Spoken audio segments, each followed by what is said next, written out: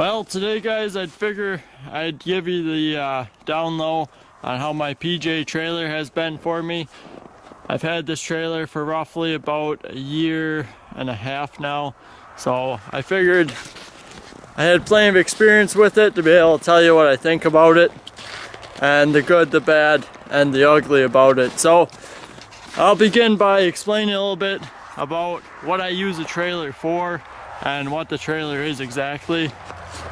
It's a 2012 PJ 32-foot trailer rated for 26,000 pounds.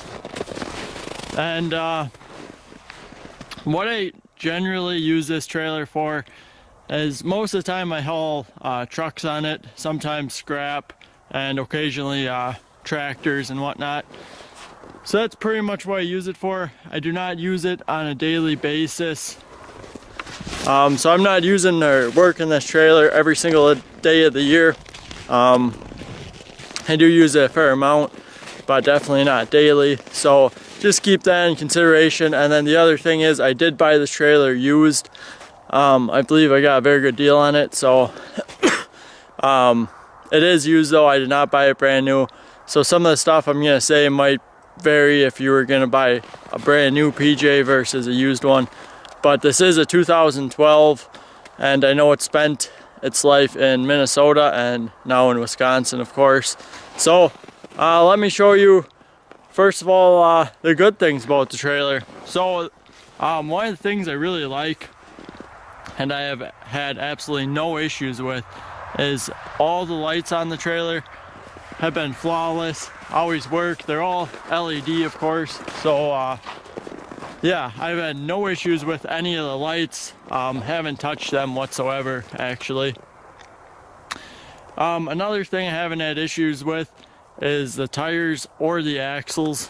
The tires were replaced right before I got it, so they're pretty much new. And I've had no issues with the axles so far. So no complaints there whatsoever. As far as I've never loaded this trailer to full capacity. I've never had that much weight on it. However, I have had some pretty heavier loads on it, and it's handled the weight perfectly. It pulls completely straight, tracks right behind the truck, no problem. It doesn't jerk or, you know, act funny, doesn't sway or anything.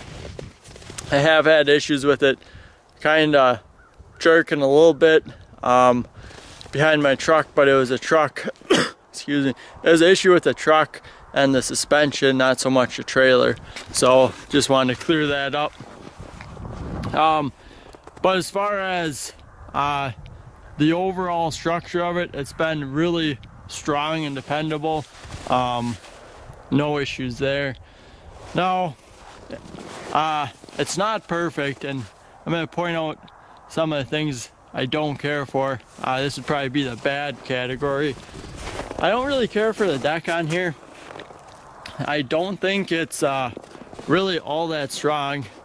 I got a spot back there that the board actually pretty much cracked and broke in half, and that was just from setting a car on here, or a truck, I don't remember what it was, but with the tire off, so the knuckle pretty much pushed right through. And I was just kind of hoping the deck was going to be a little bit stronger than that. You can see that board there, it's hard to tell, but kinked in a little bit, you know, where it broke. So the deck, I think they could have went with a little bit harder of a wood. I'm not sure what this is, but it's kind of soft in my opinion. So the deck is definitely on one of the things I'd put on the bad or less than desirable traits of this trailer. And here's the other thing, this is getting kind of ugly, is my ramps are pretty much breaking off the trailer. Now, not broke there. It's starting to crack off there. So, like I said, I don't know how this trailer was used before I got it. It could have been severely abused, and these ramps are absolutely just, you know, thrown down and hammered and, you know, whatnot. So I can't completely blame that on PJ, although Actually, I do have a light that's out right now. Huh, didn't even see that. So, the ramps, I can't completely blame on them.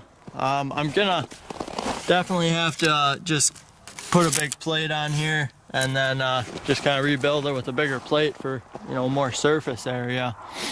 But that is something, you know, kind of disappointing for a ramp to crack right there.